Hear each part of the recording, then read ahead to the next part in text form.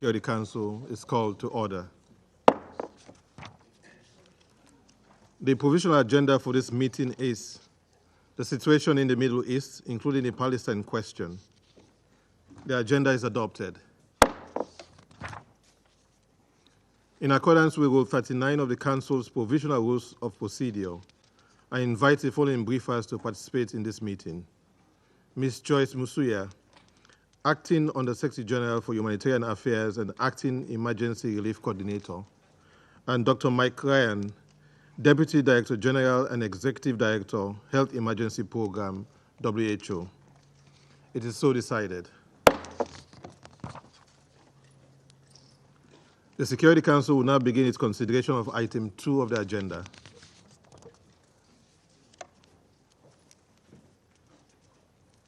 I now give the floor to Ms. Joyce Musuya. Thank you, Mr. President. Mr. President, members of the Council, thank you for this opportunity to brief you on the humanitarian situation in Gaza. First, allow me to echo the Secretary General's deep concern about the latest deterioration in the occupied West Bank and his call for the immediate cessation of these operations. Mr. President, the situation in Gaza is beyond desperate.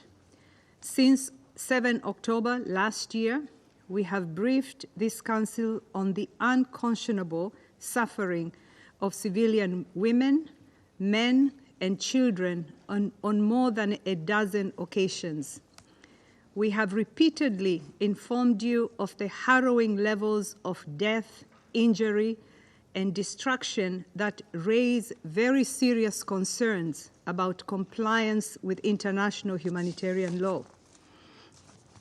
To date, more than 1,000 people have been killed in Israel, including on October 7, and 108 hostages remain in captivity. Their conditions and treatment is a matter of serious concern. More than 40,000 people have been killed and over 93,000 injured in Gaza, many of them women and children, according to the Gaza Ministry of Health. And more than 17,000 Palestinian children are unaccompanied or separated from their relatives and guardians. Reports of ill treatment of Palestinian detainees in Israel are mounting, and already challenged, our humanitarian response is facing unparalleled difficulty. In the past week alone, our teams have been displaced and shot at. We have lost offices and warehouses, and limited supplies have continued to dwindle. World Food Programme colleagues were fired upon 2 days ago in their marked vehicle and survived by sheer luck. We cannot plan more than 24 hours in advance because we struggle to know what supplies we will have, when we will have them, or where we will be able to deliver. The lives of 2.1 million people cannot depend on luck and hope alone. Mr. President, evacuation orders issued by the Israeli military have spiked with devastating impacts on civilians. So far this month, 16 of these orders have been issued. Between 19 and 24 August alone, 5 such orders were issued, the largest number of orders issued in a single week since the start of this crisis. These orders impacted 250,000 people in 33 neighborhoods in Deir al-Balah, Khan Yunis, and northern Gaza. Al-Aqsa Hospital, one of the last functioning of the larger hospitals in Gaza, as well as health clinics, water wells, a desalination plant, and a water reservoir were all affected by these latest orders. Water production in Deir al-Balah has been reduced by around 85%. The subsequent evacuation order on 25th August led to the largest relocation of UN staff since we were forced to leave northern Gaza in October 2023. In the past few days, some 200 staff were impacted, along with 9 UN guest houses, 4 UN warehouses, and 6 NGO guest houses. More than 88% of Gaza's territory has come under an order to evacuate at some point. Communities live in a state of limbo, never knowing when the next order to flee will come. And civilians are being forced into an ever smaller area, now equivalent to just 11% of the territory of Gaza. It is difficult to put into words the immense struggle people are facing to find shelter and other essentials. Any and every square foot of available land is being used for shelter. Temporary encampments have even been built on the beach right up to the water's edge. The evacuation orders appear to defy the requirements of international humanitarian law. It therefore comes as some relief to hear this morning that following calls by UN and member states, the Israeli military has issued a reversal of orders for 3 blocks in the southern neighborhoods of Deir al-Balah. This is the first time evacuation orders have been reversed since the start of the conflict. Our teams are working to confirm if we can now return to the premises we had to leave on 25th of August. Mr. President, civilians are hungry, they are thirsty, they are sick, they are homeless. They have been pushed beyond the limits of endurance, beyond what any human being should bear. The UN and our humanitarian partners continue to do what we can under the leadership of the humanitarian coordinator, Mr. Muhannad Hadi. We remain on the ground, planning as best we can in these extreme circumstances. Despite insufficient stocks, our partners continue to provide assistance and protection services. This includes food and health care consultations. When possible, it includes shelter materials, and amid the destruction, they are creating spaces for children to learn. And as we will hear from my colleague, Deputy Director General of the World Health Organization, Dr. Ryan, the humanitarian community is working relentlessly to stop the spread of polio, a disease that the world thought it had under control. Israel has facilitated the entry of all requested polio vaccines, along with the equipment required to implement the immunization campaign. What is now most important is to ensure both the security and access needed to implement the campaign effectively. I don't need to tell you how disastrous it would be if we were unable to contain this preventable disease, a disease that knows no borders. The same access must be afforded to all life-sustaining supplies and services in Gaza. We welcome the tireless efforts of the Senior Humanitarian and Reconstruction Coordinator and her engagement with regional states and the government of Israel to streamline assistance into Gaza under Security Council Resolution 2720, and her advocacy for the safety and security of humanitarian workers and an enabling environment for scaling up humanitarian operations.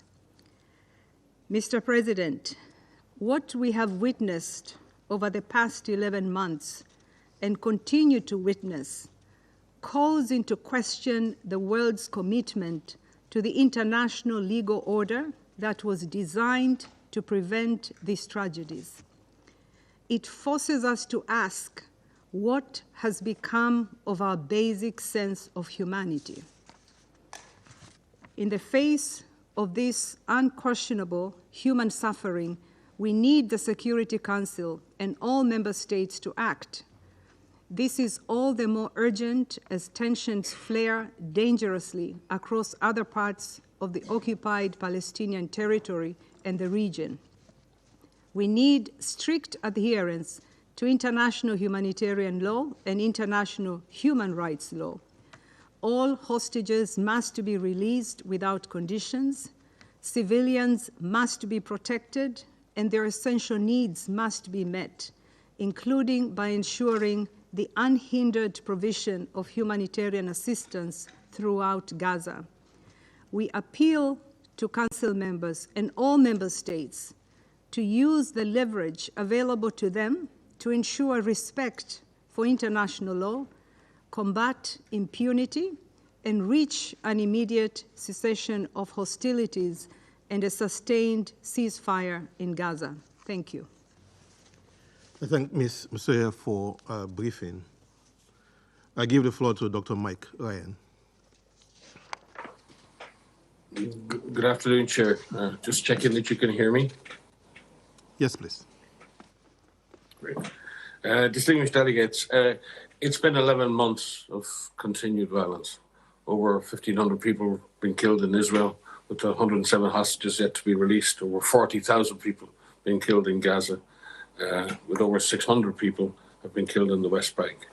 This relentless conflict has far-reaching consequences on the health and well-being of the people of Palestine and Israel and the wider region.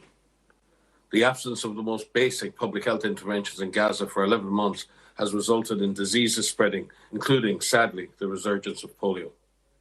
The first case of polio has now been confirmed after 25 years of a polio-free Palestine. The 10-month-old infant was born during wartime and never vaccinated. The global community has made tremendous strides in the fight against polio since the inception of the Global Polio Eradication Initiative in 1988, with polio being targeted to be only the second disease ever eradicated by humankind on this planet. Through widespread administration of polio vaccine, cases of wild polio virus have plummeted by 99.9%, and 2 of the 3 strains of the wild polio virus have been eradicated. However, the conflict in Gaza has brought a resurgence of the circulating variant poliovirus type 2. You'll hear this term CVDP2, threatening to undo decades of progress.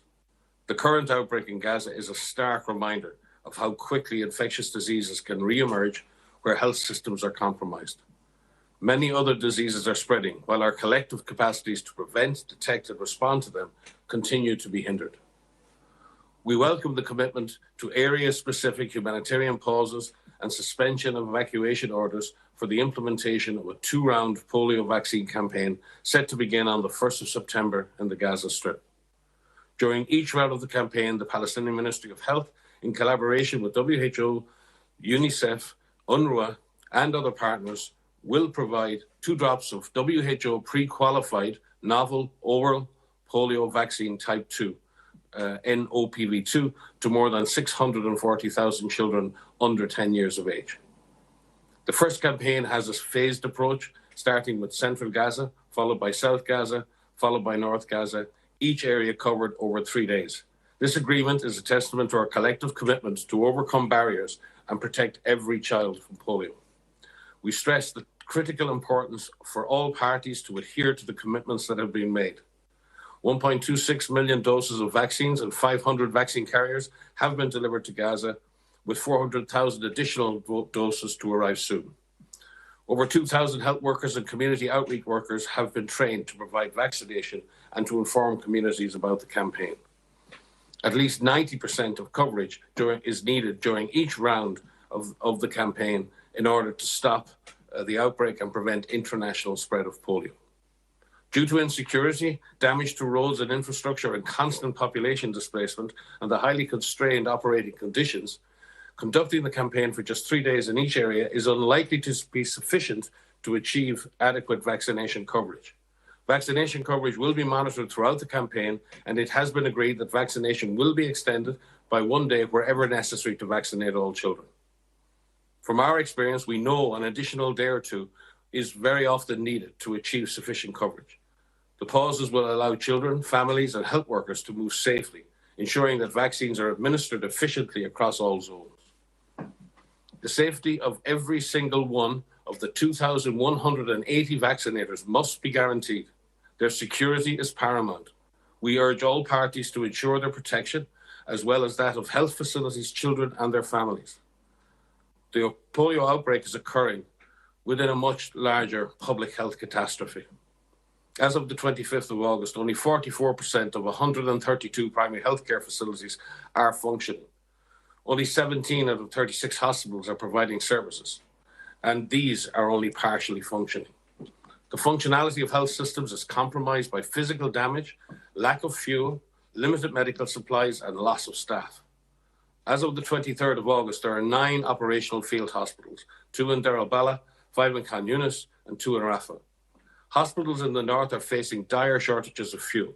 Yesterday, WHO managed to reach the Indonesian hospital to deliver fuel, while in the last 2 weeks, only one of WHO's 6 requested missions was facilitated to deliver fuel and medical supplies to northern Gaza. While the health system has been massively degraded, attacks on healthcare continue to be reported. From the 7th of October to 22nd of August 2024, WHO documented 1,098 health attacks in the occupied Palestinian territory, 492 of which occurred in Gaza, resulting in 747 fatalities and 969 injuries. Evacuation orders are further disrupting healthcare provision, endangering critical health infrastructure, and hampering the delivery of essential supplies. 11 hospitals, 17 primary healthcare centres, and 51 medical points have been directly affected by multiple evacuation orders, resulting in the loss of approximately 1,300 beds. The closure of 3 centres for the management of severe acute malnutrition also puts acutely malnourished children at further risk of life-threatening crises. Despite these challenges, WHO and its health cluster partners and emergency medical teams continue to deliver healthcare on the ground. 63 health cluster partners are currently operating in Gaza, reaching a weekly average of 338,000 people with various health services and supplies.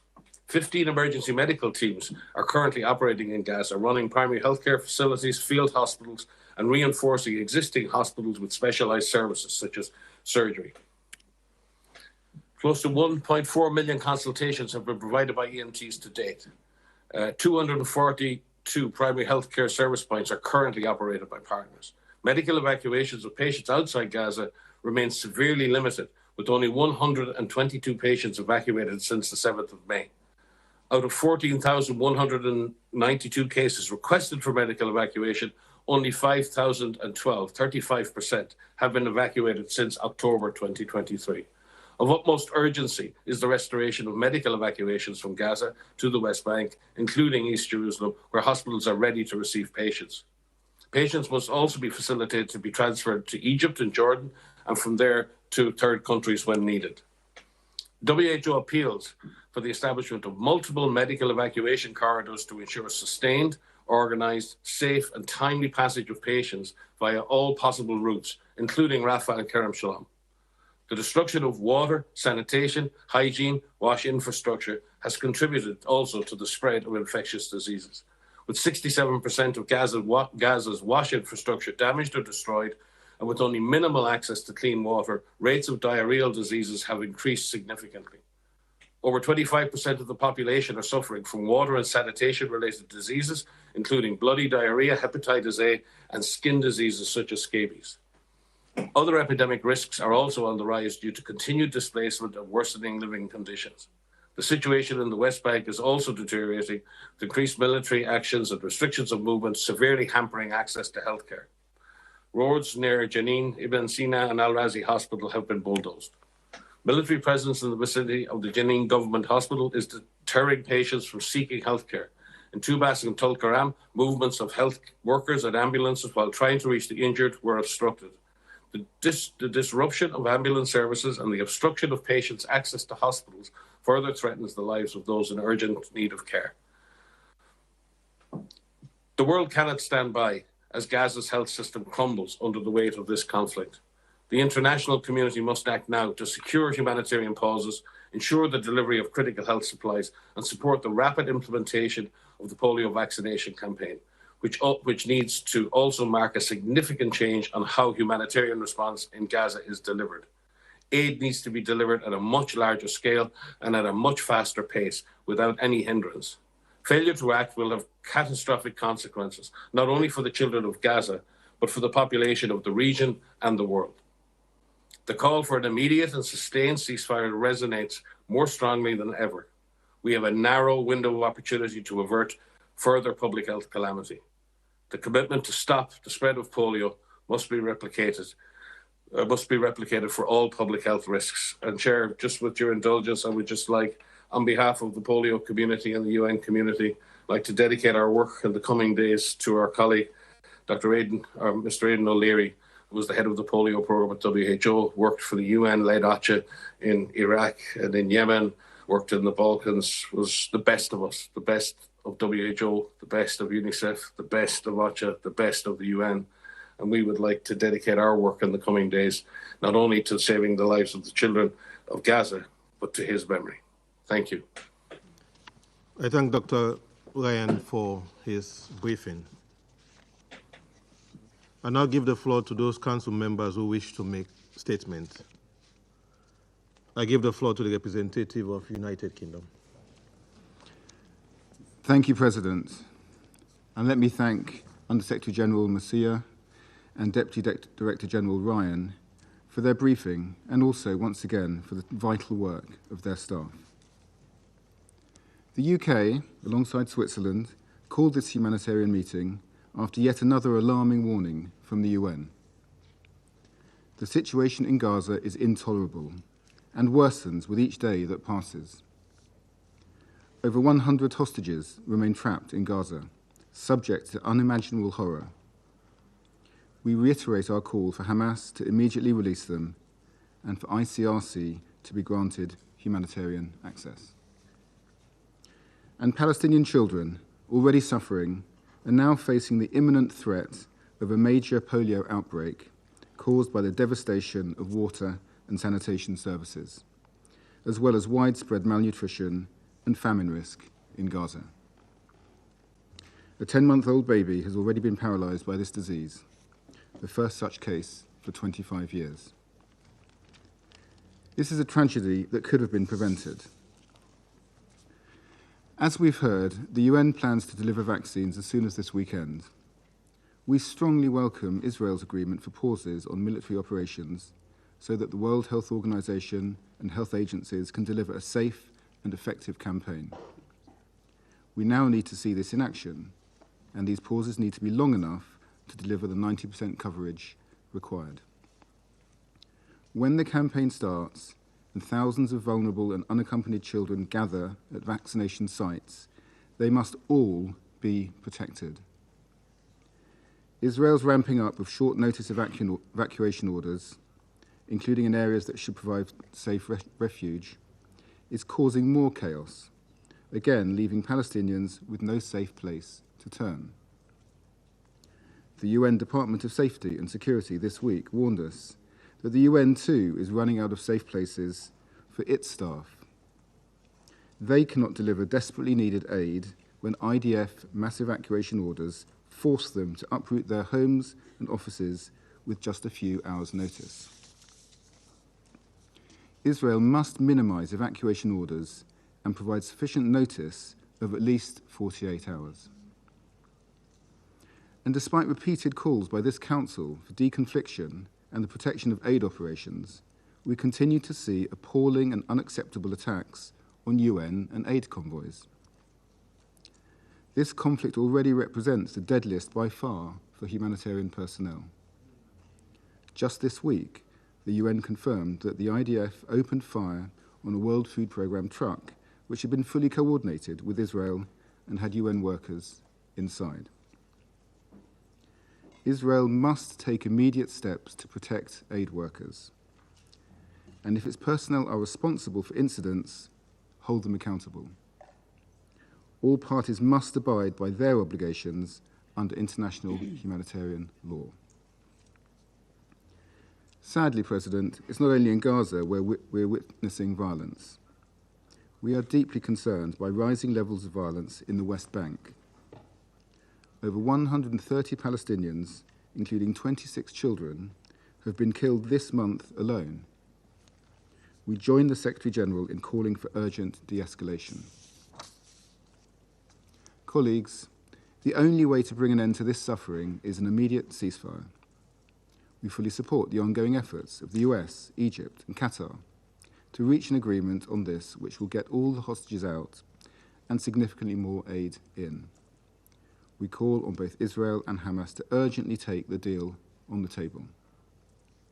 We must then see irreversible steps towards a two-state solution, the best means of ensuring long-term peace for Israelis and Palestinians alone.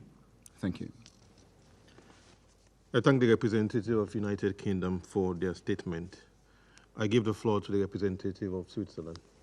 Merci, Monsieur le Président. Mr. President. Et comme mon collègue britannique, je voudrais commencer par remercier la secrétaire générale adjointe aux affaires humanitaires ad interim, Joyce Msuya, and the Executive Director for the WHO Health Emergency Management Program, Mike Ryan, for their presentations, for the information they provided, but also especially for the valiant courage of their teams who have been working under exceedingly difficult circumstances, frequently at the risk of their lives. Switzerland, together with Great Britain, requested the convening of this meeting because the security conditions do not allow humanitarian workers to do their job. This is unacceptable, especially as the humanitarian situation worsens with each passing day. 4 months ago, the Security Council adopted Resolution 2730, which Switzerland was proud to draft. A new incident in Gaza reminds us of the urgency and the relevance of this resolution. The WFP was working on its mission to deliver food essential for the survival of civilians when its vehicles and its personnel came under fire, as we have just heard described by Madam Msuya. We're also very much concerned at the fact that evacuation orders, which under international law should serve to protect the population, in particular should take place under adequate conditions in terms of hygiene, health, safety, shelter, nutrition, are actually having the opposite effect. Together with the hostilities, the Israeli army's orders to date have resulted in the displacement of nearly 90% of the population who live on less than 11% of the Gaza Strip in a small, overcrowded, polluted, and dangerous area where essential services are limited, including medical facilities, shelters, and water wells. In addition to uprooting already exhausted families, many of them children, these orders pose tremendous obstacles to humanitarian activities. Humanitarian actors lose access to the premises and logistical infrastructure that they need to operate, as was the case on Sunday night in Deir al-Balah. Switzerland calls upon all parties to comply with their obligations under international law, in particular to respect and protect humanitarian personnel and their activities. All parties have an obligation to allow and facilitate rapid and unimpeded humanitarian access to all civilians in need. This also applies to armed groups such as Hamas. Furthermore, Switzerland recalls that Israel, as the occupying power, as was recalled by the ICJ, Israel has an obligation to fulfill the humanitarian needs of the population, to meet those humanitarian needs. As a result of the catastrophic conditions in Gaza, polio has resurfaced. It is imperative for the vaccination campaign planned by the United Nations to be carried out in a manner that respects the safety and security for humanitarian personnel and civilians. In particular, the 640,000 children under the age of 2 who need to be vaccinated on this Saturday. Switzerland is supporting the vaccination campaign with 1 million Swiss francs. The Secretary General has made clear that the guns must fall silent to allow the UN to carry out the 2 necessary vaccination phases. The Council unanimously demanded a ceasefire in Gaza and the release of hostages in resolutions 2728 and 2735. We support the mediation of Egypt, Qatar, and the U.S. At the same time, we must reaffirm our demand for respect for IHL under all circumstances and by all parties, even in the absence of a ceasefire. Humanitarian work must be allowed to continue. We commend the work of the UN and its partners under these exceptionally difficult circumstances. The Council must remain informed about the conduct of the vaccination campaign and, if necessary, must be prepared to act. President Switzerland is also concerned about the escalation in the West Bank, which has reached a new dimension. We have been observing a sharp escalation in Israeli operations, including airstrikes in densely populated areas such as in Jenin and Tulkarem in recent days. This is also resulting in severe restrictions on movement, including those imposed on medical personnel. It is unacceptable that here too basic services to the population are frequently cut off. We call on Israel to respect its obligations under international law. The use of force, in particular, needs to meet the criteria of necessity and proportionality and respect to the right of every individual to life and security of their person. To conclude, respect for international law and the resolutions of the Council is a sine qua non for de-escalation, including regional de-escalation, and is a first step towards the establishment of a lasting peace between Israelis and Palestinians. We reiterate our steadfast support for the negotiated two-state solution with Israel and Palestine, of which Gaza is an integral part, living side by side in peace and security within secure and recognized borders. Thank you. I thank the representative of Switzerland for their statement. I give the floor to the representative of the United States. Thank you, Mr. President, and thank you, OCHA Assistant Secretary General Masuya and WHO Director General Ryan, Deputy Director General Ryan, for your briefings. Polio is a scourge of a disease, one that had nearly been eradicated through the dedicated efforts of agencies like the World Health Organization, UNICEF, and other global health partners. The return of confirmed polio cases in Gaza is a clear and present threat to the health of the most vulnerable Palestinian civilians, including children, who have suffered terribly since this conflict began over 10 months ago. There is no doubt as to the threat that polio represents to the region, and the importance of establishing the conditions need to urgently implement a vaccination campaign throughout Gaza. For that reason, the United States is grateful to the UN for its leadership and urges all parties to support a safe and successful campaign. We continue to support coordination between the humanitarian community and Israeli authorities to facilitate swift implementation of a vaccination campaign in Gaza. Secretary Blinken raised this during his recent visit to Israel. It is vital that this campaign be implemented without delay. It is especially important for Israel to facilitate access for agencies carrying out the vaccination campaign and for it to ensure periods of calm and refrain from military operations during vaccination campaign periods. We urge Israel to avoid further evacuation orders during this period. The bottom line is that humanitarians on the ground, including UN agencies and other NGOs, must be provided the space and security conditions to distribute vaccines and inoculate the at-risk population, and to do so safely. Children's lives depend on their success. The need is urgent. Colleagues, the polio campaign is yet another example of humanitarians working under extraordinarily difficult circumstances to help the people of Gaza. We are grateful for their sacrifices and tireless work, and we will continue to insist on the need for their protection in Gaza and around the world. Even as we press all parties to facilitate life-saving work, we must not ignore how Hamas's actions continue to put civilians, including humanitarian personnel, and their families at risk. Separately, we are alarmed by yesterday's reports that the IDF fired repeatedly on a WFP vehicle. Israel has said it is investigating this most recent incident, which their initial review has said was a result of a communication error between IDF units. We have urged them to immediately rectify the issues within their system that allowed this to happen. Yet the simple fact is, almost 11 months into this conflict, incidents such as yesterday's remain all too common. We are also concerned by another incident in which the IDF fired toward a UNICEF vehicle. These security incidents make the work of these organizations significantly harder. These incidents should not happen. Israel must not only take ownership for its mistakes, but also take concrete actions to ensure the IDF does not fire on UN personnel again. Further, all attacks and threatening rhetoric against the UN and humanitarian NGOs need to stop.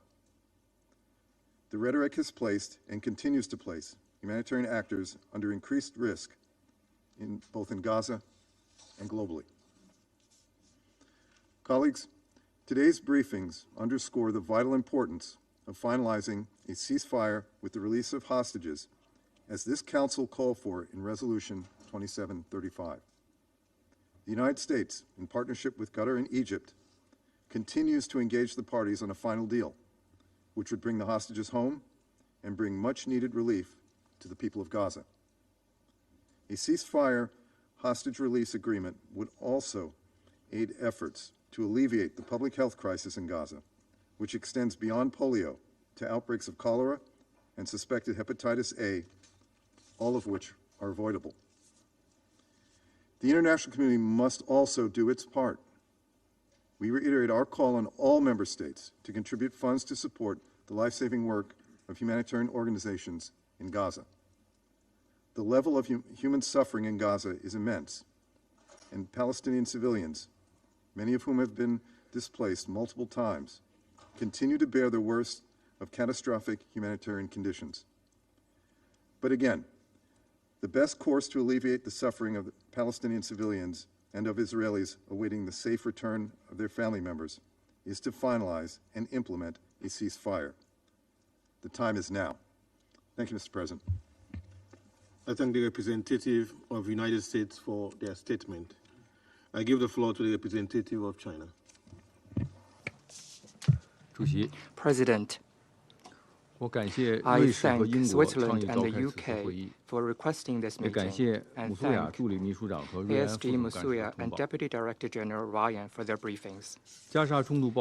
Over 10 months have passed since the outbreak of the conflict in Gaza, which has led to the death of over 40,000 civilians and an unprecedented humanitarian catastrophe. Despite the repeated call by the international community for an end to the fighting, the multiple resolutions adopted by the Security Council in this regard, and provisional measures ordered by the RCJ, the situation hasn't seen any improvement. Rather, it continues to worsen. In the past month alone, the conflict has consumed the lives of over 1,000 people in Gaza. Israel issued 16 emergency evacuation orders. Schools and refugee camps that sheltered a large number of people were targeted in attacks. Hundreds of thousands of people were forced to flee time and again, yet they were unable to find a safe place to live in. Israel continued to further suppress and restrict the UN and other humanitarian organizations, frequently rejecting deliveries of supplies such as fuel. Recently, humanitarian agencies were compelled to evacuate from their centers and warehouses in Deir al-Balah, further causing serious damage to the humanitarian system in Gaza. The polio virus seriously threatens the health of children in Gaza. Vaccination is the most effective way to stem the spread of the virus and ensure the safety of children. Virus knows no borders. China supports the appeal by Secretary General Guterres and urges Israel, in a responsible manner towards its own children and those of the region, to provide security guarantee and facilitation to the vaccination work. We support the Council in making a strong appeal to this end to avoid further worsening of the humanitarian crisis in Gaza. In the West Bank, Israel continues to violate international law and council resolutions.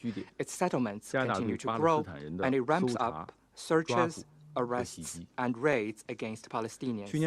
Since last October, over 620 Palestinians have lost their lives.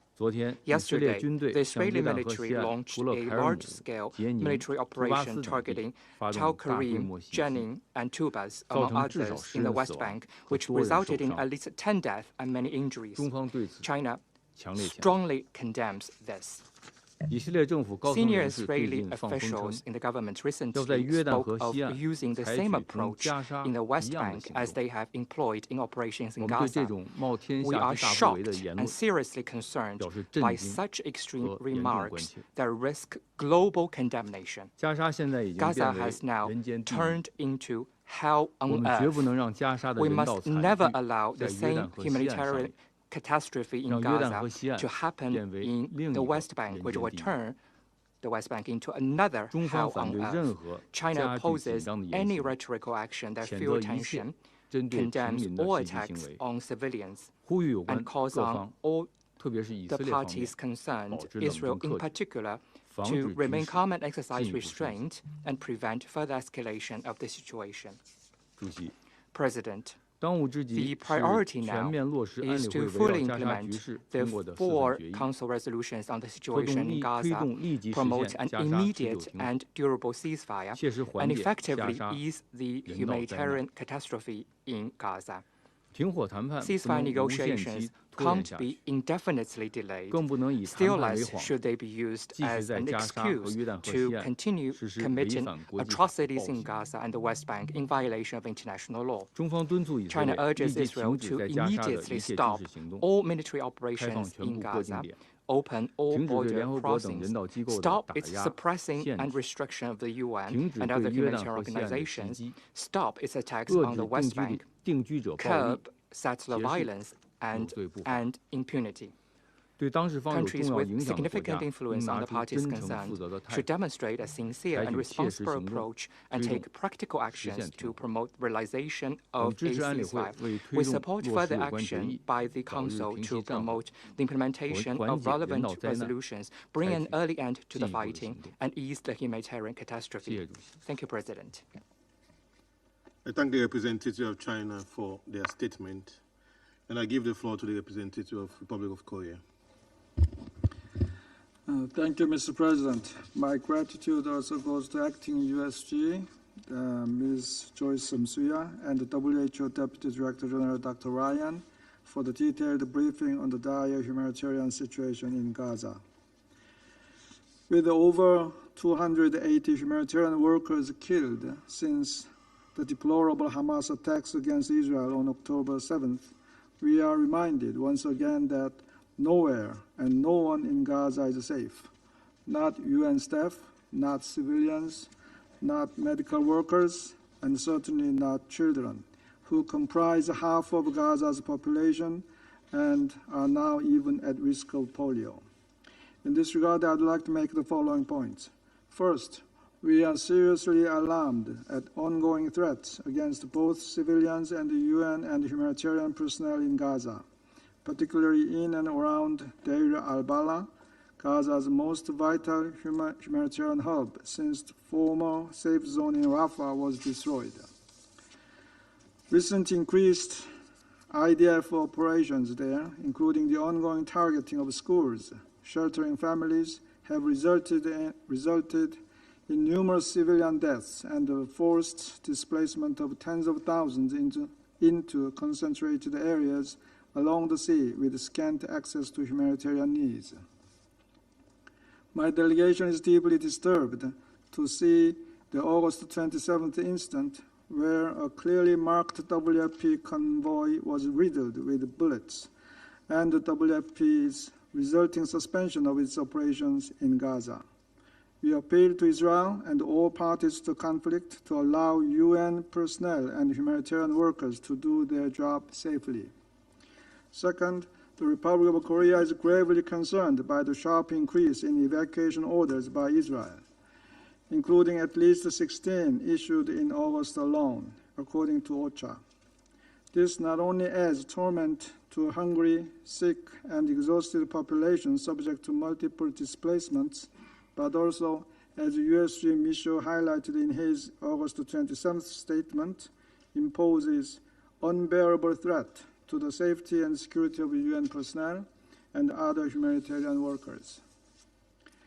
Such risk significantly impedes the safe and unhindered delivery of humanitarian assistance at scale in Gaza, where 500,000 people facing catastrophic food insecurity levels.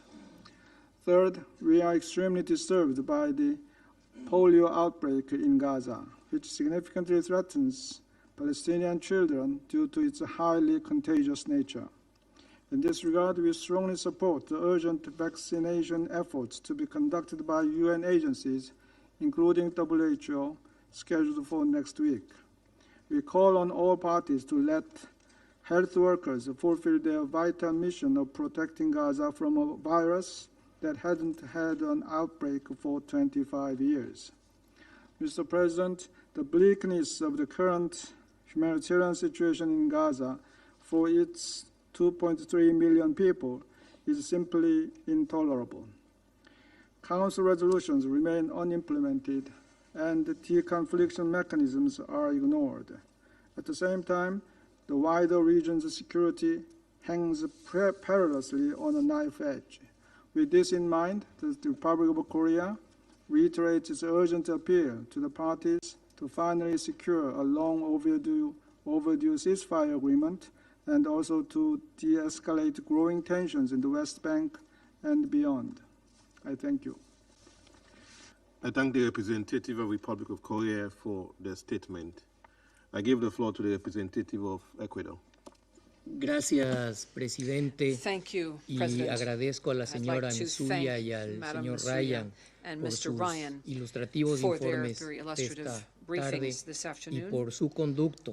Deseo reiterar el apoyo del Ecuador a la labor de las Naciones Unidas y de todas sus agencias. Los esfuerzos realizados por el personal de la ONU para aliviar la situación humanitaria de la población civil en Gaza, a pesar de todas las dificultades, demuestran que esta organización es valiosa y necesaria, y su trabajo es irreemplazable, sobre todo en tiempos de crisis. Los Estados miembros de Naciones Unidas debemos colaborar con esto, que es nuestra organización, facilitar sus labores en la medida de lo posible y, como mínimo, no poner obstáculos a su trabajo. Por esto, es preocupante lo señalado por el secretario general adjunto y jefe del Departamento de Seguridad, Gilles Michaud, el 27 de agosto, pues el personal humanitario debe ser protegido. Las partes están obligadas a respetar las normas del derecho internacional humanitario siempre y en todas las circunstancias. Los compromisos adquiridos en virtud de la Carta de las Naciones Unidas para garantizar la seguridad de los locales de la ONU deben ser honrados. Señor presidente, colegas, en cuanto a la situación sanitaria, reitero lo señalado la semana pasada. El Ecuador apoya la iniciativa de Naciones Unidas de organizar una campaña de vacunación masiva para proteger del polio a los niños en Gaza. La inacción sobre enfermedades prevenibles es inadmisible. Es urgente e indispensable que las partes den todas las garantías de seguridad necesarias para iniciar la campaña en la fecha prevista y para que ésta se desarrolle sin interrupciones. De la misma forma, reitero el apoyo de mi país a los esfuerzos que siguen en curso para alcanzar un acuerdo que permita un cese al fuego inmediato, la liberación de los rehenes y el mejoramiento de la situación humanitaria en Gaza, incluyendo la campaña de vacunación. Es de primordial importancia que este acuerdo se dé sin más demora. Desde los ataques terroristas perpetrados por Hamas del 7 de octubre, el Ecuador una vez más condena la violencia no se ha detenido. Es hora de parar esta dinámica. Concluyo, señor presidente, reiterando, como en muchas otras ocasiones, el compromiso de mi país con una solución pacífica, negociada, definitiva y justa para las partes, con la existencia de dos estados, Palestina e Israel sobre la base de las fronteras de 1967 y de las resoluciones relevantes. Thank you.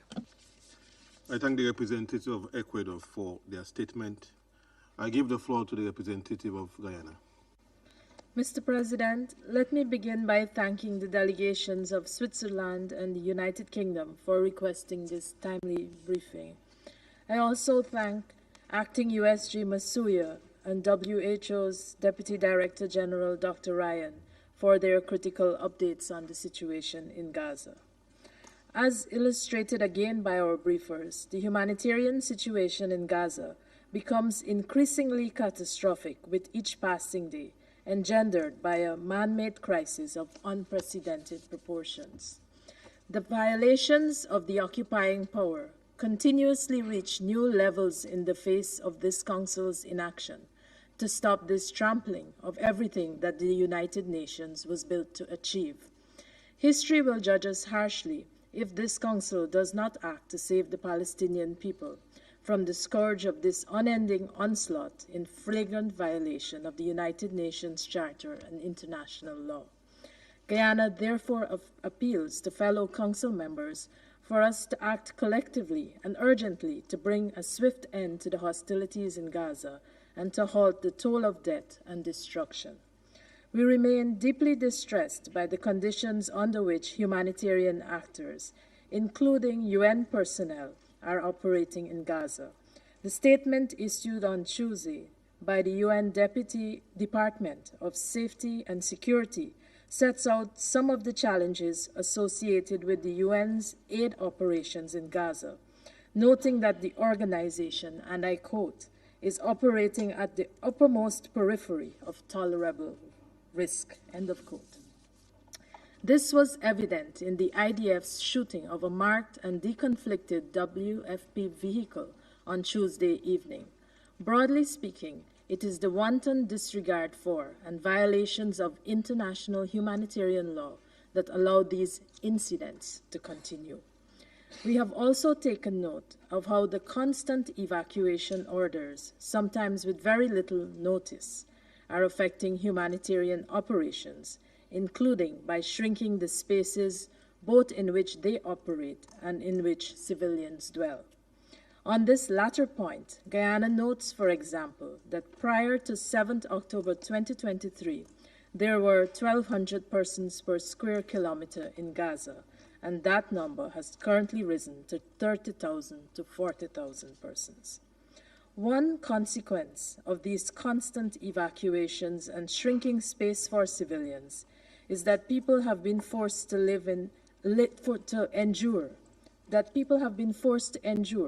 living conditions that are giving rise to disease. For example, polio has reemerged in Gaza after 25 years. The WHO's collaborative efforts to vaccinate Gaza's children against this disease should be allowed to take its course in the interest of children throughout the region.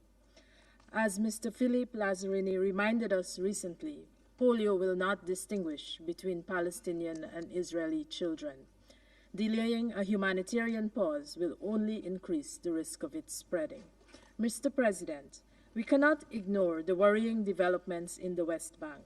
We have taken careful note of OCHA's report of wide-scale Israeli operations, including drones and ground forces in some governorates, in that end of quote, in West Bank. The actions of the Israeli security forces patently undermine the quest for a two-state solution, contrary to resolutions adopted by this Council and the General Assembly, and aggravate the risks to peace and stability in the region.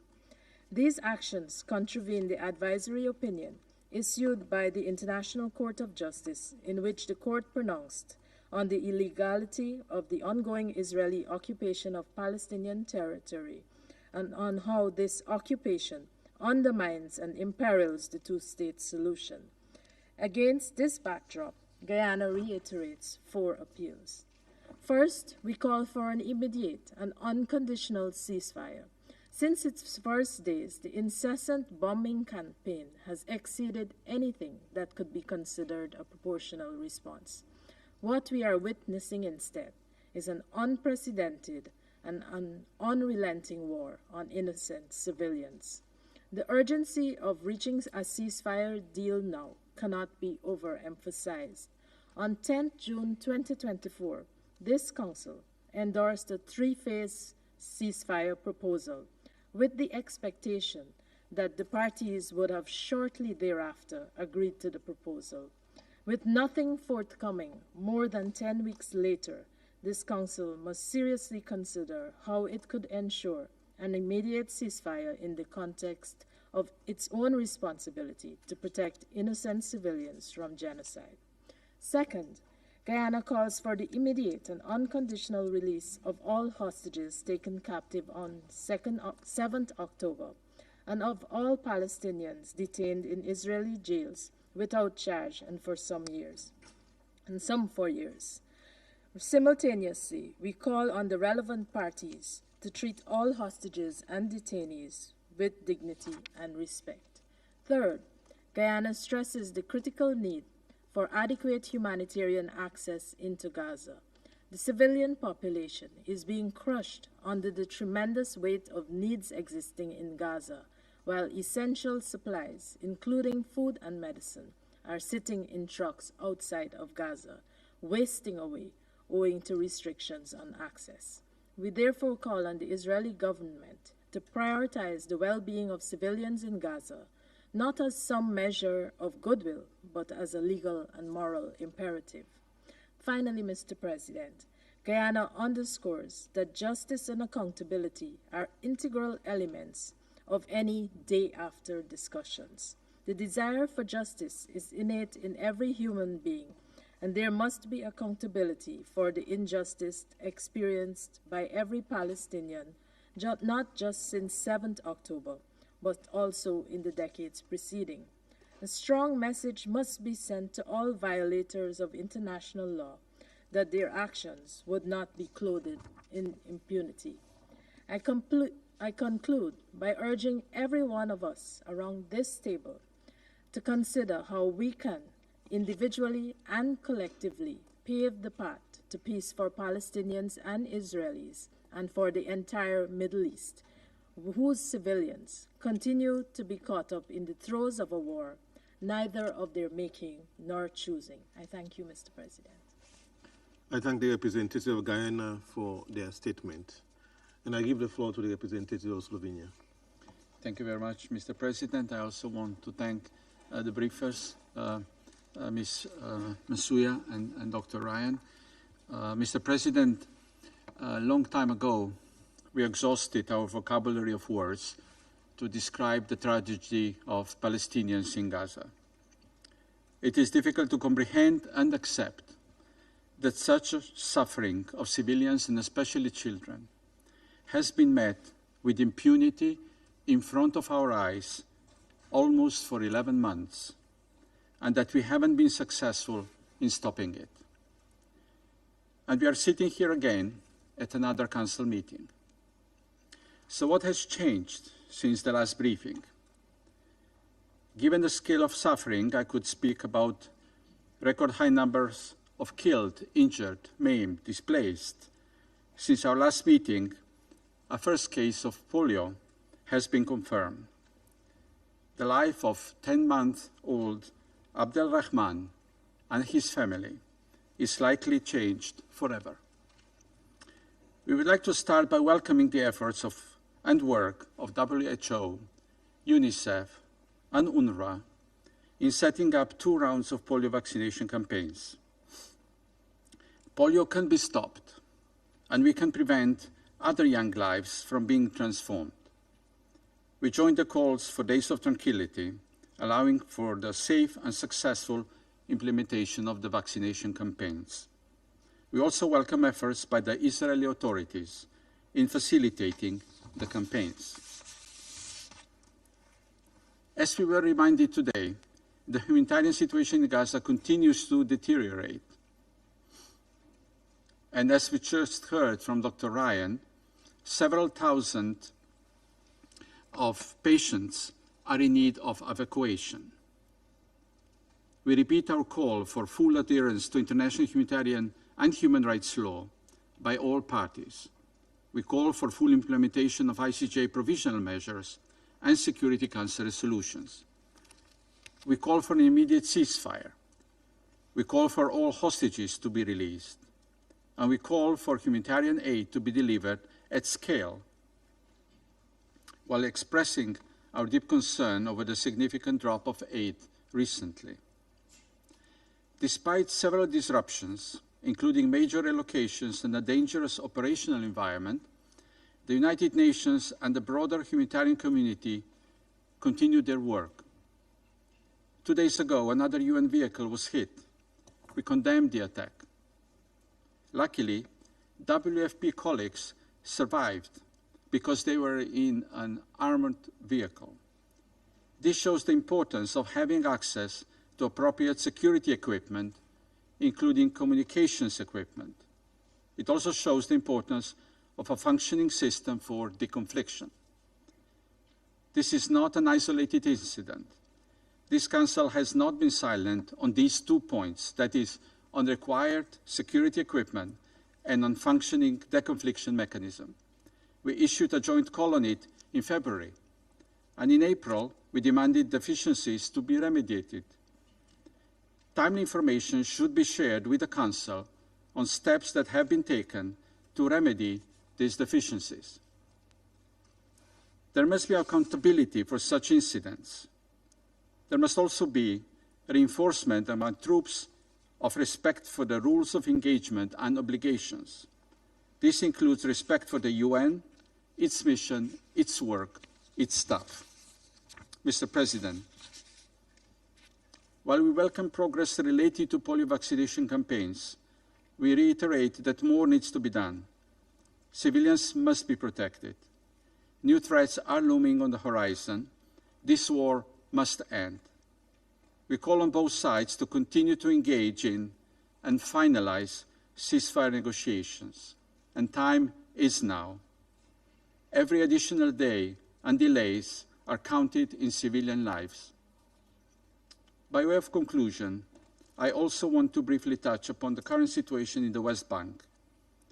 We are appalled by the disproportionate use of force, increase in apparent targeted and other summary killings, arbitrary arrests, unsanctioned settler violence, and other human rights violations and abuses. The ongoing operations and any unnecessary or disproportionate use of force must cease immediately. The advisory opinion of the International Court of Justice is clear. Israel's continued presence in the occupied Palestinian territory is unlawful and must end as rapidly as possible. Ideas of evacuations of Palestinians are fueling instability. We remind Israel that appropriate legal frameworks must be applied and that human rights norms and standards applicable to law enforcement must be respected. More violence is not bringing Israel closer to safety and security, and neither international community closer to the two-state solution, which is strongly supported by all members of this Council. Finally, Mr. President, we repeat our call for maximum restraint by all countries and actors in the region. This is not the moment to add more fuel to the fire. Thank you. I thank the representative of Slovenia for their statement. I give the floor to the representative of Mozambique. Mr. President, we commend the United Kingdom and Switzerland for requesting this meeting. We also thank the Presidency for convening this urgent briefing. We are also grateful to Ms. Joyce Msuya, Acting Under Secretary General for Humanitarian Affairs, and Dr. Michael Ryan, Deputy Director General and Executive Director for Health Emergency Program at the WHO, for their invaluable briefings to the Council. Mr. President, the ongoing conflict in the Middle East, particularly the occupied territories of Palestine, continues to pose grave risk to civilians. These risks encompass violations of fundamental rights, including access to food, health, and protection.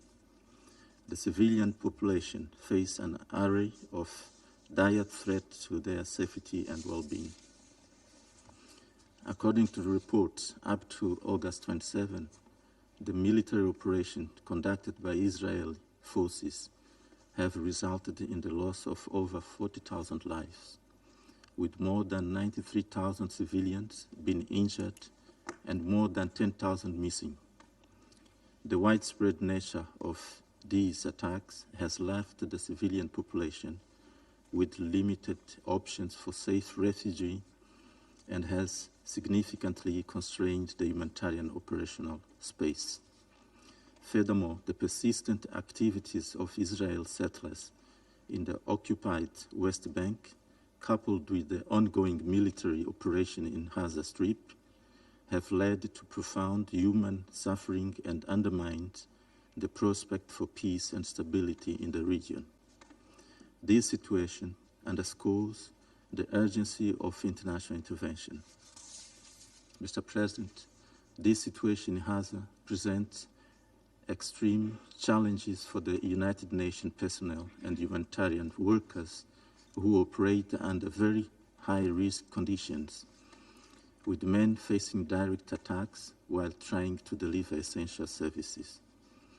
The chaotic healthcare situation is further exacerbated by attacks on medical infrastructure and limited access to vaccinations, which has created a high-risk environment for preventable diseases like polio. In this regard, the hostility must cease in order to facilitate the intensification of vaccination efforts and prevent a full-blown outbreak. Mr. President, as the international community grapples with the challenges posed by the war in Gaza, it is imperative to advocate for the safety and well-being of civilians caught in the crossfire. Their rights must be upheld, and accountability for any violations must be pursued relentlessly. It is of paramount importance that all parties involved respect international humanitarian law and their commitments under the UN Charter and provide humanitarian relief in this catastrophic situation. Mozambique reiterates its unwavering stance, emphasizing the urgent need for cessation of hostilities, which is a critical step toward achieving both a humanitarian ceasefire.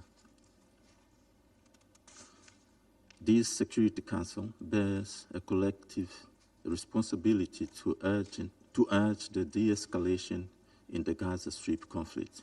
The grave situation demands our urgent attention and concrete actions due to the enormous challenges, harm, and trauma experienced by civilians. Mediation efforts must therefore intensify to address the growing humanitarian crisis in the Gaza Strip. In conclusion, Mr. President, we call upon all members of this Council to work collectively toward the establishment of peace and stability in this troubled region, prioritizing the well-being of civilians caught in the midst of the conflict. We underscore the critical importance of pursuing a two-state solution as the foundation for lasting peace. I thank you, Mr. President. I thank the representative of Mozambique for their statement. I give the floor to the representative of Malta. Thank you, Mr. President, and I also thank Acting USG Msuya and Dr. Ryan for their briefings. As we have just heard, the humanitarian situation in Gaza is out of control, with ongoing violations of international human rights and humanitarian law. Over 40,000 civilians, including 16,000 children, have been killed. Others remain unaccounted for. Credible reports suggest the true number could be significantly higher. None of Gaza's 36 hospitals are fully operational due to destruction, overcrowding, and Israel's failure to ensure adequate medical resources reach the Strip. Much of Gaza's population continues to suffer severe food insecurity, and too many are on the brink of starvation. More than 80% of Gaza's educational facilities, including all 12 universities, have been damaged or destroyed. This includes UN schools sheltering displaced civilians, some of which are located inside designated safe zones. A significant proportion of all buildings in the enclave have been reportedly being damaged or destroyed. These include mosques and churches. The suffering we have witnessed over the past 11 months is a direct result of the continued military campaign. Civilians and objects essential for their survival are being actively targeted. UN and humanitarian staff are not spared. UN humanitarian operations currently hang by a thread. Since last October, around 280 UN and humanitarian workers have been killed. Such chilling statistics underline a failure to abide by international law and international humanitarian law. No humanitarian notification or deconfliction mechanism can function in such a context. Equally alarming is the potential outbreak of a polio variant in Gaza, as we have just heard from Dr. Ryan. Malta fully supports the WHO and UNICEF's efforts to vaccinate 650,000 children under 10. Nonetheless, the lack of a comprehensive ceasefire and security guarantees that are assiduously adhered to risks exposing children to unsafe health facilities. It would be remiss of us not to mention the ongoing worrying developments in the West Bank. The dire humanitarian situation, compounded with the ongoing attacks on cities in the northern West Bank as part of Israel's operation, are of utmost concern. It is imperative that international human rights and humanitarian law are upheld at all times. Mr. President, we have adopted 4 resolutions on this conflict since last October. Through them, we have urged the facilitation of humanitarian access, the protection of civilians, and a permanent ceasefire. Despite reports of a ceasefire being close, the political support, armament, and massacres continue. Without accountability, things will not change. However, there is a path out of this nightmare. This starts with the full, immediate, and effective implementation of the relevant Council resolutions and the orders of the ICJ. Security Council resolutions 2712, 2720, 2728, and 2735 unequivocally demand that Israel allows unrestricted aid into Gaza, protects civilians and civilian infrastructure, and agrees to a ceasefire towards a lasting peace. Israel must allow the provision of basic services and humanitarian aid. In closing, Mr. President, we thank and pay tribute to all humanitarian agencies and aid workers for their tireless efforts in such dire conditions. We reiterate our unequivocal call for an immediate and permanent ceasefire and the urgent and unconditional release of all hostages in Gaza. No further delays, diversions, or obfuscations are tolerable. Only then can we begin to address the root causes and secure a just and lasting peace for the people of Palestine and Israel. I thank you. I thank the representatives of Malta for their statement. I give the floor to the representative of France. Monsieur le Président, je remercie Mme Souya et M. Ryan pour leurs interventions. La situation humanitaire à Gaza continue de se détériorer inexorablement. Elle est devenue intenable. Les agences des Nations Unies et les organisations non gouvernementales ne sont plus en mesure de poursuivre leurs opérations. Les ordres d'évacuation qui se multiplient ont des conséquences désastreuses pour les populations et contraignent toujours davantage le travail des acteurs humanitaires. Il est impératif, plus que jamais, de garantir un accès humanitaire complet et par toutes les voies possibles afin que les populations puissent être secourues, comme le demandent les résolutions 21, 27-12 et 27-20 de ce Conseil, et comme l'exige le droit international humanitaire. La France condamne les tirs israéliens sur un véhicule du programme alimentaire mondial le 28 août, qui ont conduit à la suspension des activités de cette organisation. Israël doit mettre en œuvre un système de déconfliction efficace via des pauses humanitaires et accorder toutes les autorisations nécessaires aux programmes et agences humanitaires. Le démarrage de la campagne de vaccination contre la polio fin août n'est pas négociable. vaccination campaign that's set to begin at the end of August is not negotiable. This war needs to come to an end, and the role of this Council is to restore peace and security. The humanitarian crisis is the result of fighting, and putting an end to it is the only possible response. France supports the mediation efforts of the United States, Egypt, and Qatar, and calls upon all parties to make the necessary compromises to bring about a ceasefire, so that that's put in place so the humanitarian assistance can be massively delivered and the hostages released. In a context of extreme tension, France condemns any act of provocation and any unilateral measures, both in Jerusalem and West Bank. There is a responsibility to enforce respect of the holy sites, and this is especially true for Jordan. France condemns the settlement policy, which is in breach of international law, and demands that Israel take all measures as necessary to stop the unacceptable settlers' attacks on the civilian population of the Palestinians in West Bank. France is alarmed by the consequences of the operation being led by Israel in the north of the West Bank and on the population and Palestinian civilian infrastructure. France reiterates its reattachment to the security of Israel and its firmest condemnation of the terrorist barbaric attacks and sexual violence committed on the 7th of October by Hamas and other terrorist groups, and that needs to stop. We call for the two-state solution, which is the only way to guarantee stability and security of everyone in the region. Otherwise, this conflict will continue, and this Council will be indefinitely confronted with a disaster such as the one we are witnessing today. France is opposed to any occupation by Israel of the West Bank. Given the increase in tension in the Middle East, this Council should do everything possible to avoid regional unrest, and France will continue its efforts in that regard, working with its partners. Thank you. I thank the representatives of France for their statement, and I give the floor to the representative of Russian Federation. Thank you, Mr. President. We note the initiative of our British and Swiss colleagues at the Security Council convened today's meeting to discuss the deteriorating security situation and circumstances which are deteriorating for UN personnel working in Gaza. We thank the representative of the UN Office for the Coordination of Humanitarian Affairs and the World Health Organization, Joyce Msuya and Mike Ryan, for their frank assessments of the situation on occupied Palestinian territory, including the Gaza Strip and the West Bank.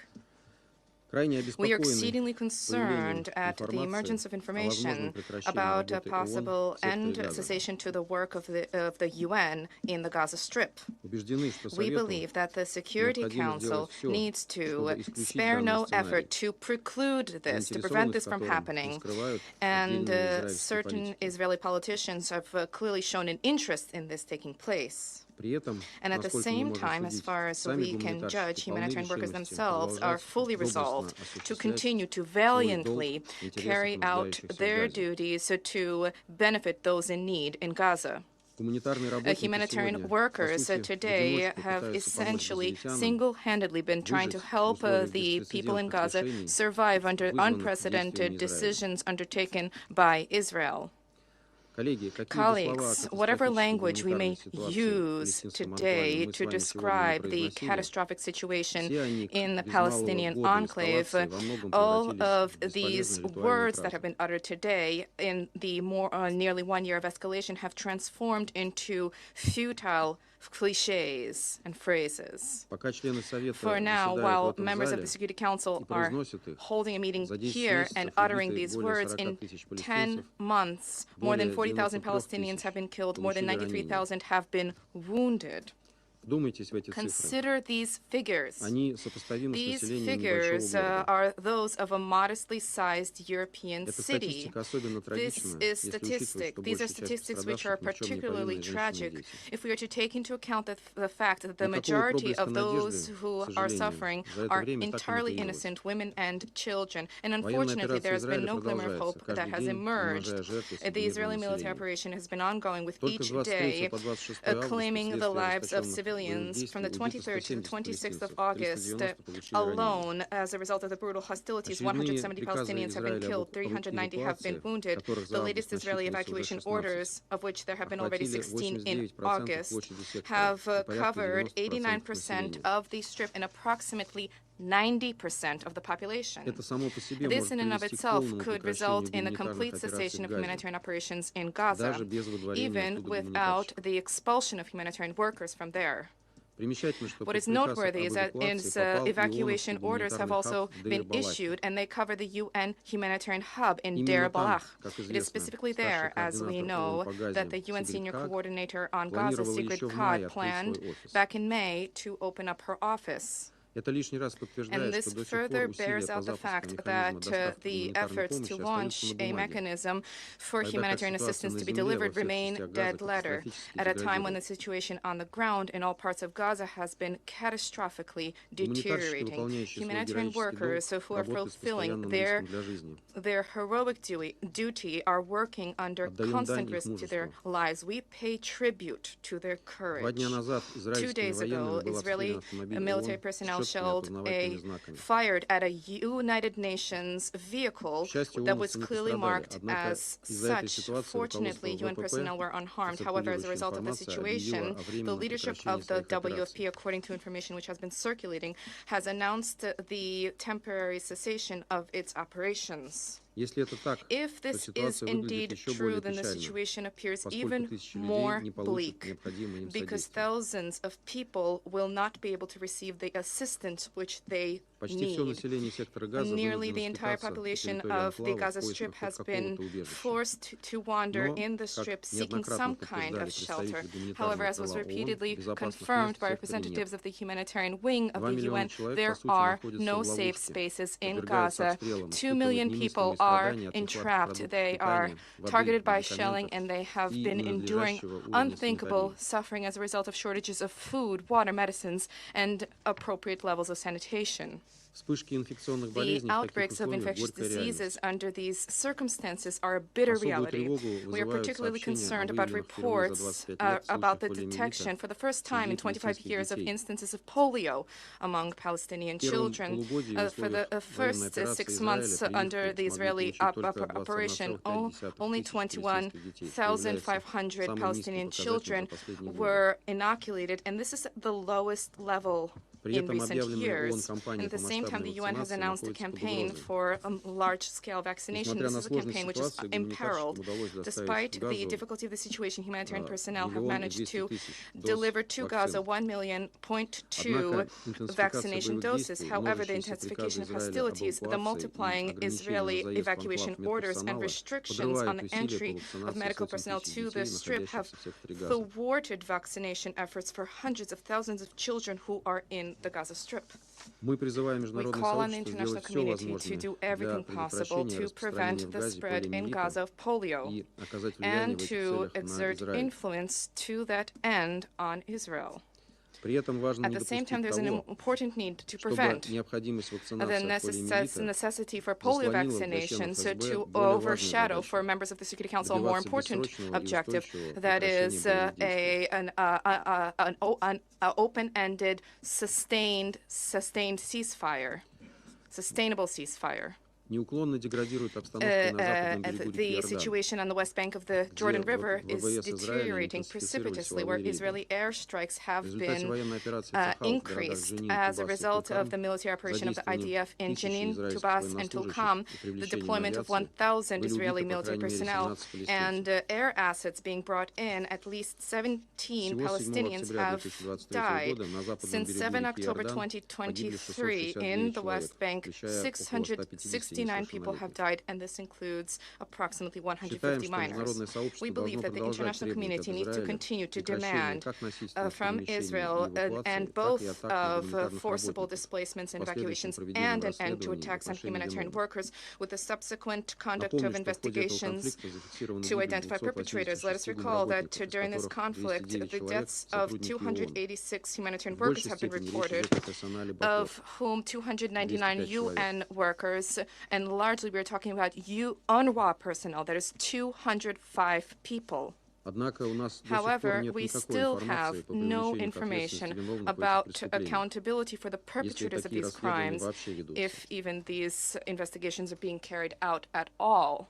Mr. President, from the very outset, we warned that all humanitarian resolutions, including Resolution 2720, are doomed to remain dead letter while there is no establishment of an unconditional and comprehensive ceasefire. And this is specifically what happened.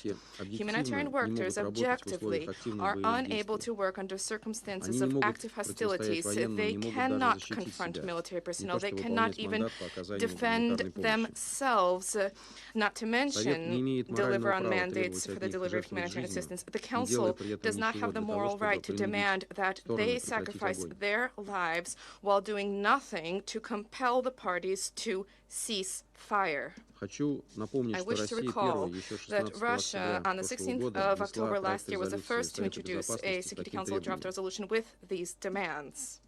However, one delegation, shielding their main Middle East ally, as we are well aware for 10 months, has been blocking any real steps to that end, essentially compelling all of the members of the Security Council to become complicit in the collective punishment of Palestinians. Exactly 1 week ago, we heard in this hall more mendacious statements from the permanent representative of the U.S.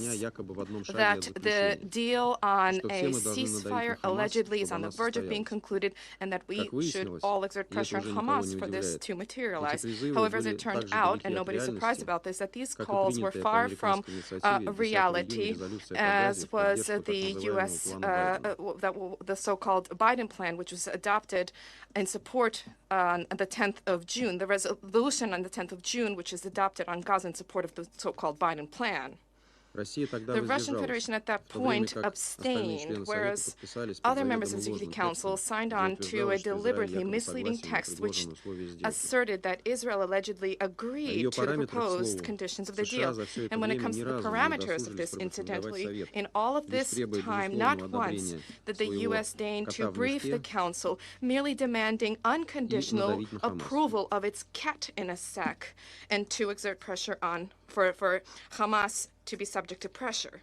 As it turned out, Israel did not agree to that deal then, nor has it agreed now to end its operations. It continues to advance more and more demands which are liable to threaten, or which are threatening to undermine the entire system of agreements and treaties in the region. And our U.S. colleagues, instead of placing Israelis in their, putting Israelis in their place, unfortunately are facilitating this. They are modifying the parameters for a ceasefire in Gaza for the benefit of Western Jerusalem. Let us recall that the Security Council did not consent to any reformatting of the parameters of the agreements which are set out in Resolution 2735. Ultimately, even the first step of de-escalation, as set out in Resolution 2735, cannot materialize in any way, not to mention the full withdrawal of Israeli troops from Gaza and the restoration of the infrastructure in the Strip, which has been destroyed. In this way, this document, which was initially based on mendacious assertions and claims about Israel's consent, has de facto become irrelevant. Now, we need to think about real steps that the Council needs to undertake in order to achieve a ceasefire in Gaza, irrespective of whether Israel wants this or not, and to ensure its implementation. All of the necessary instruments are within the reach of the Security Council. They are at its disposal. What is necessary now is merely political will to implement this. Otherwise, what awaits the Security Council is the unenviable role of an extra in Washington's geopolitical machinations in the Middle East, which is doing everything possible to supplant a full-fledged solution to the Palestinian-Israeli conflict through destructive deal of the century with its single-handed co-sponsorship. As we all recall, it was the U.S.'s desire to monopolize the Middle East peace process and to reshape it to reflect a template beneficial to Israel. That is specifically what resulted in the tragic events which we are all presently bearing witness to. We call upon the Security Council to operate in accordance with its mandate, not to take the lead of the United States and Israel. The paramount objective is a prompt and sustained end to bloodletting in the Gaza Strip in line with the monitoring mechanism under the mandate issued by the Security Council and, where necessary, enforcement for this enactment. And this will, in the future, help to relaunch the peaceful settlement process for the Palestinian issue on the internationally recognized basis for the establishment of an independent, sovereign Palestinian state within the 1967 borders, with East Jerusalem as its capital, coexisting in peace and security with Israel.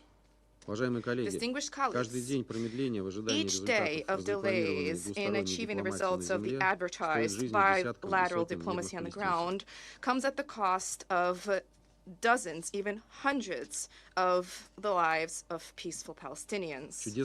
There will be no miracles. The situation will only be resolved through decisive, immediate action by the United International Community through the UN Security Council. We stand ready to cooperate with all parties who share and embrace these approaches. Thank you for your attention. I thank the representative of Russian Federation for their statement. I give the floor to the representative of Algeria. Thank you, Mr. President. At the outset, I would like to thank Ms. Joyce Msuya and Dr. Mike Ryan for their comprehensive briefings.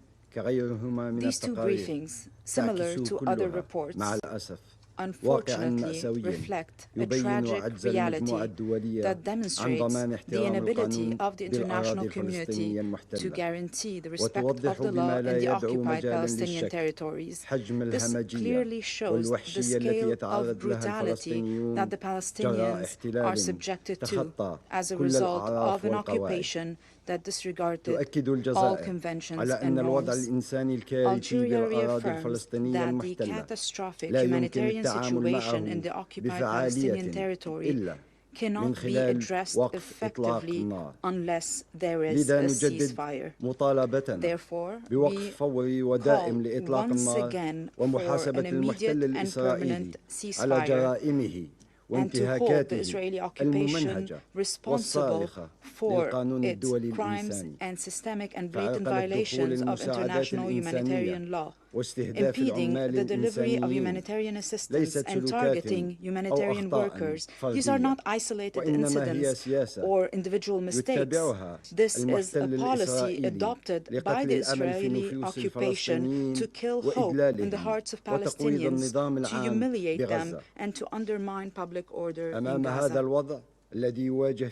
At a time when 96% of the residents of Gaza are facing the risk of famine, and when over 50,000 children require malnutrition treatment, the Israeli occupation is issuing an evacuation order in Deir al-Balah. This is the 16th evacuation order during the current month of August, where 260,000 people were displaced from their land. All of them were displaced several times. However, this time, they're being evacuated and displaced from an area that is considered a center for humanitarian operations. This shows that the Israeli occupation does not care about the fate of Palestinians, humanitarian workers, or UN personnel. This is a full-fledged war crime, forceful displacement, and the targeting of humanitarian workers.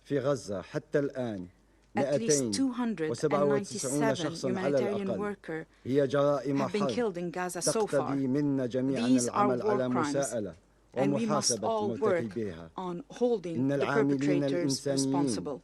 To risk their lives to provide assistance to those in need, and it is our obligation to provide them with protection and enable them to carry out their noble functions without fear or threat.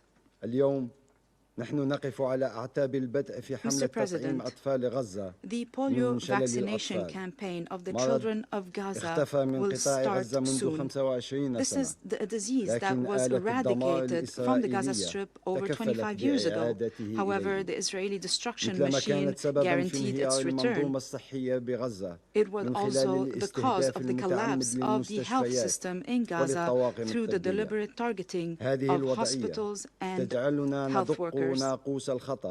Therefore, we must sound the alarm, given the high possibility of the spread of diseases, including cholera, especially as areas in Gaza are covered with wastewater and as solid waste is piling up as the result of the absence of basic services since the start of the Israeli aggression. We must not forget that the Israeli aggression brought back the concern of the spread of these diseases to Gaza, and as the occupying power, Israel has the responsibility to guarantee the safety of those participating in the vaccination campaign and guarantee the success of this campaign. We warn against any hindering or targeting of those participating in this campaign. In this regard, my country would like to thank UNICEF, the WHO, and UNRWA for their role in organizing this operation and for providing vaccination to over 640,500 Palestinian children. We appreciate the difficult circumstances that they're working under, and we commend their determination to carry out these functions despite all difficulties and challenges. My country also emphasizes the vital role of UNRWA in guaranteeing the success of the vaccination campaign. As it is participating in all the phases of this operation, it is expected that 40% of children will be vaccinated through UNRWA. UNRWA is the backbone of humanitarian work in Gaza. It cannot be replaced, although some are trying to bypass UNRWA or to undermine its role. However, over 1,000 UNRWA employees are participating in the vaccination campaign. This important effort requires a ceasefire. The escalation mechanisms are not working in Gaza. Therefore, we reaffirm the importance of a ceasefire immediately and to enable humanitarian workers to carry out their functions. The vaccination campaign must be successful, and we must provide the necessary conditions for this success. In conclusion, Mr. President, the Security Council has the obligation to protect Palestinians and to put an end to the arrogance of the Israeli occupation and to find a permanent and just solution for the Palestinian cause. The genocide today in Gaza and the escalation in the West Bank as the occupation authorities continue to desecrate Al-Aqsa Mosque. The goal here is to destroy the possibility of establishing a Palestinian state. Therefore, the international community and the Security Council in particular must respond through practical and effective steps to guarantee the establishment of the Palestinian state with Al-Quds al-Sharif as its capital. This is the only way to guarantee a just and permanent peace in the region. I thank you.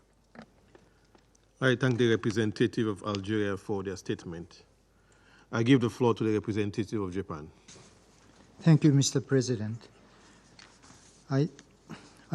First of all, I thank the United Kingdom and Switzerland for proposing this timely meeting, and also express gratitude Acting USG Masuya and Deputy Director General of WHO, Dr. Ryan, for their sobering updates. The humanitarian situation in Gaza is beyond description. Repeated evacuation orders have left Palestinians crammed into unlivable conditions, deprived of basic essentials and dignity. The so-called safe zones are nothing of the sort. Humanitarian aid workers and United Nations personnel must be protected at all times. We need to stress this point, especially when we see the vaccination operations are starting. Yet, They are being exposed to intolerable risks. It is totally unacceptable that UN aid vehicles in Gaza continue to be fired upon. Japan deplores a WFP vehicle carrying humanitarian cargo to central Gaza was struck by gunfire earlier this week. This incident has to lead to the suspension of WFP's vital operations. Clearly, deconfliction mechanisms are still woefully insufficient.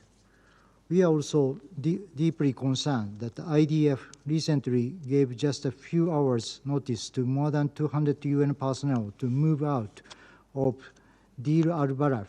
This has impaired a crucial humanitarian hub at a critical juncture.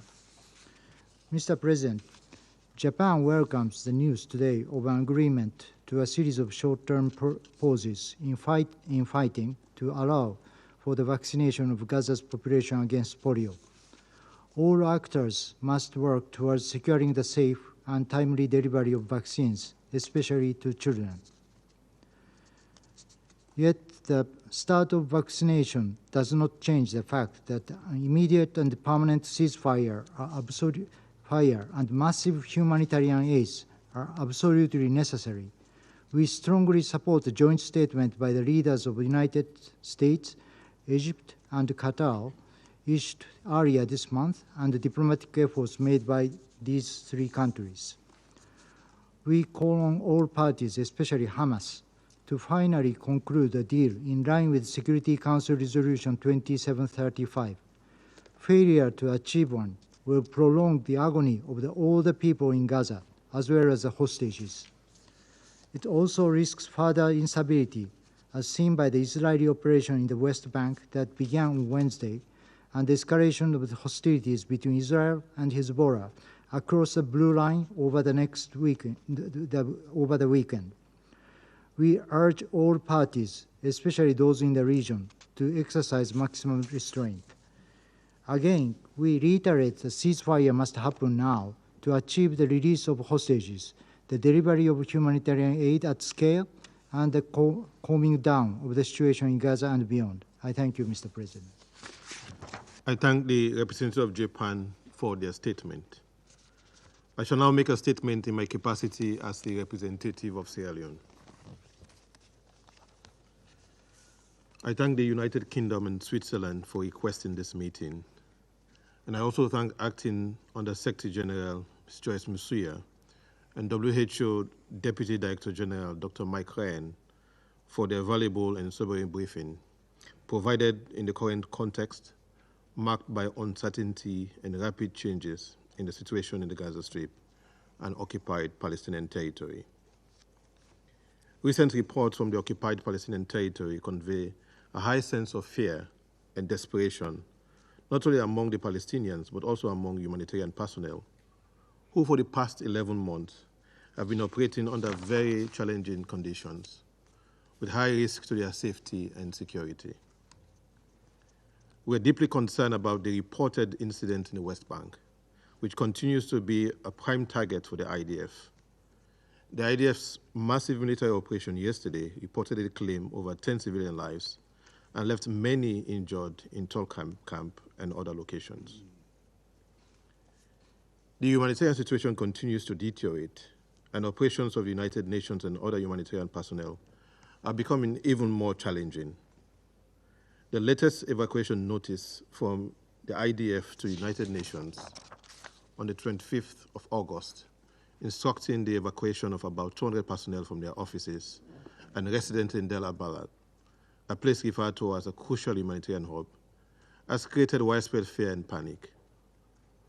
It reportedly impacts 15 UN and NGO premises, as well as 4 UN warehouses. As briefed by Dr. Ryan, and as rightly stated by the UN and other humanitarian agencies, such actions are especially concerning at this point when the humanitarian community is set to roll out 2 rounds of massive polio vaccine campaigns across the Gaza Strip for over 640,000 children at risk of being infected with variant type 2 polio virus. Also, as briefed by Acting Under Secretary General Msuya, and as indicated by OCHA, 16 evacuation orders have been released in August only, directly affecting approximately 12% of Gaza's population. In total, since the 7th October 2023 to date, 88.5% of the Gaza Strip have been placed under evacuation orders. And for most areas in Gaza, this has happened multiple times. Persistent hostilities and insecurity continue to aggravate human suffering, create social unrest, and increase trauma, regional instability, and global tensions, with dire consequences for civilians, including women and children, especially the sick, pregnant women, lactating mothers, and their babies. The destructive effect of this prolonged conflict on critical civilian infrastructures, particularly hospitals and medical centers, as well as energy, water, and sewage facilities, coupled with deliberate man-made administrative and physical barriers and obstructions, is making humanitarian interventions increasingly difficult. As stated by Special Coordinator Tom Wennesland in last week's briefing, and I quote, "If these unacceptable conditions are allowed to prevail, humanitarian operations in Gaza will continue to fall short of meeting the massive needs of the population," end of quote. This is now a reality that needs to be corrected immediately. Colleagues, in view of the foregoing, Sierra Leone would like to emphasize the following.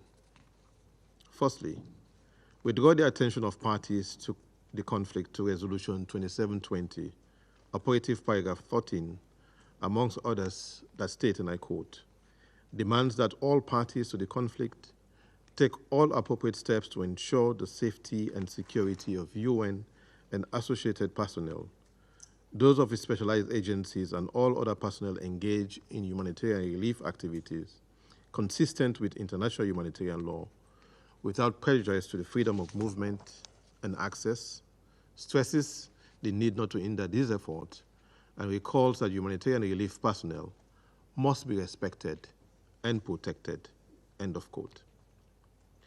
We therefore condemn the reported IDF attack on a WFP convoy in the Gaza Strip and repeat the need for the establishment of a functioning deconfliction mechanism.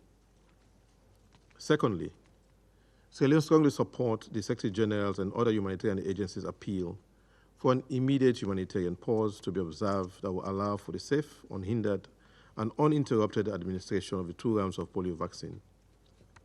We also reject all forms of disinformation and misinformation about the potency of the vaccines, which poses a significant threat to public health and undermine global vaccination efforts. Thirdly, we condemn Israel military's operation in the West Bank, particularly since the International Court of Justice has unambiguously declared that Israel's ongoing occupation and accession of the Palestinian territory is unlawful.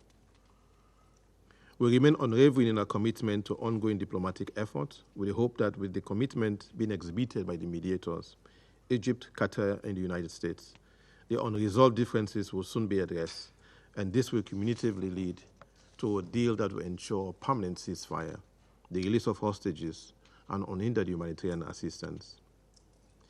Let me close by reminding parties to the conflict to unreservedly adhere to their obligations under international law, including international humanitarian law. We also stress the imperative for accountability. Sierra Leone pledges its full support to all meaningful actions geared towards addressing the immediate and long-term causes of this conflict that will set the stage for a political horizon of a two-state solution with Israel and Palestine living side by side in peace, security, and stability. Thank you.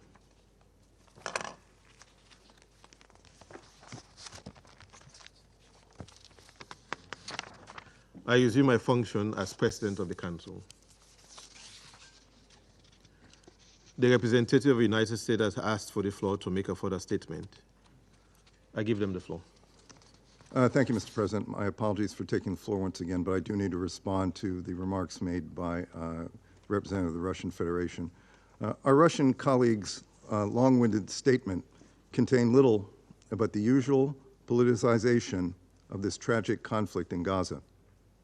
He rambled on with his usual anti-U.S. rhetoric, sounding like the representative of a bitter, angry, attention-seeking state, which, by the way, is in the midst of a war of aggression against the people of Ukraine in flagrant violation of the United Nations Charter. To be very frank, his country contributes nothing to resolving the conflict in Gaza and seems not to fully understand its complications. So instead, he bemeans the work of the US, Qatar, and Egypt, who are trying and working valiantly to end this conflict. So, while he and his government continue the empty anti-US diatribe, we and our Egyptian and Qatari partners will work to bring about a true end to this extremely tragic war in Gaza and bring the hostages home. Thank you, Mr. President. I thank the representative of the United States for their statement. The representative of the Russian Federation has asked for the floor to make a further statement. I give them the floor.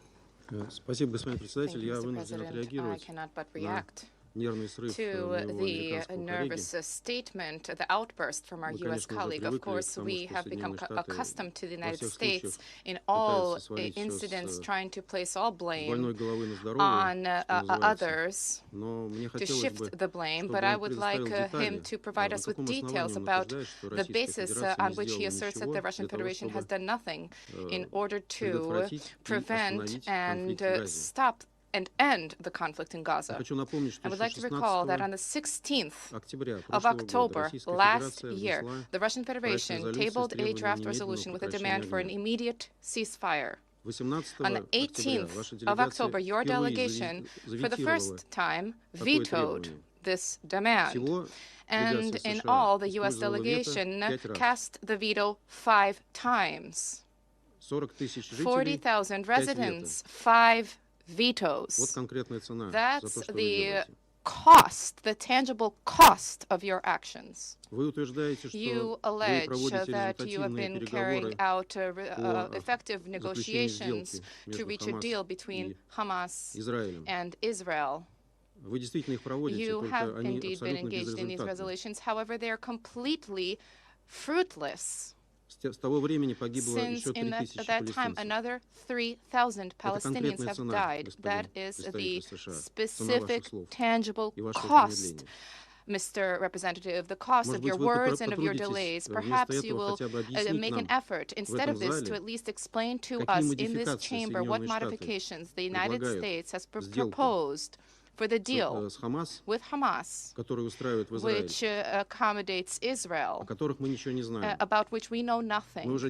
We have already repeatedly been demanding that we receive this information because Resolution 2735 has concrete parameters in it, and we cannot step beyond those parameters. And in all of these times, you have been misleading the Council.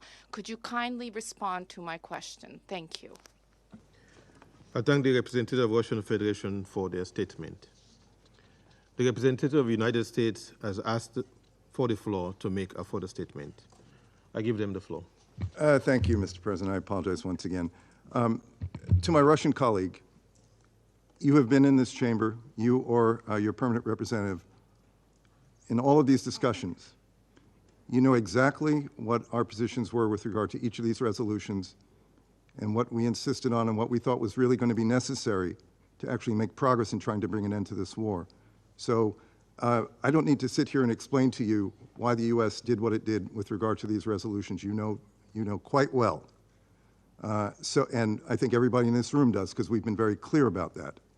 So in terms of what we're trying to do on the ground with our Egyptian and Qatari partners is to try to take that framework that was agreed by Israel and, from what we understand, Hamas, and to try to make sure that we can get full implementation of it. Implementation is the issue here. The framework is there. It's the implementation. And Hamas, at many, many times, has changed its views on some of the steps that were previously agreed on. So what we are trying to do is effectively fill those gaps and work with the parties to do that. So you can sit here and criticize the United States for all the steps it has and hasn't taken, but we have been committed from the beginning and have done more frankly, than your government has done to try to end this war. And we will continue to work. So you're more than welcome if you want to, sit there and, use another opportunity, as you do at every occasion, to attack the U.S. for this or for that. You certainly, that's your right to do that. But we are going to do the serious work of trying to end this conflict and not sit here and start blaming the world for what's going on. This is a very, very deep and challenging and long-standing conflict, and we are working and have worked harder than your government has at any point to try to end this overall conflict. So my recommendation to you and your government would be, if you're going to contribute something positively, then contribute it. If not, you should be quiet. Thank you. I thank the representative of the United States for their statement. The representative of the Russian Federation has asked for the floor to make a further statement. I give them the floor. Я хотел бы сказать уважаемому коллеге американскому, чтобы он свои рекомендации мне и моему правительству оставил при себе. Наконец-то занялся тем, чем Соединенные Штаты должны заняться. Не мешать Совету Безопасности работать над урегулированием палестино-израильского досье. Все в этом зале прекрасно понимают, что именно Соединенные Штаты несут основную ответственность за то, что происходит в Газе сейчас. 40 тысяч жителей убитых. Это не просто аморфные цифры. Это конкретные человеческие трагедии. И если у остальных моих коллег не хватает смелости сказать вам это в лицо, то у меня с этим проблем нет. Вот и живите с этим дальше. Спасибо. I thank the representative of Russian Federation for their statement. There are no more names inscribed on the list of speakers. The meeting is adjourned.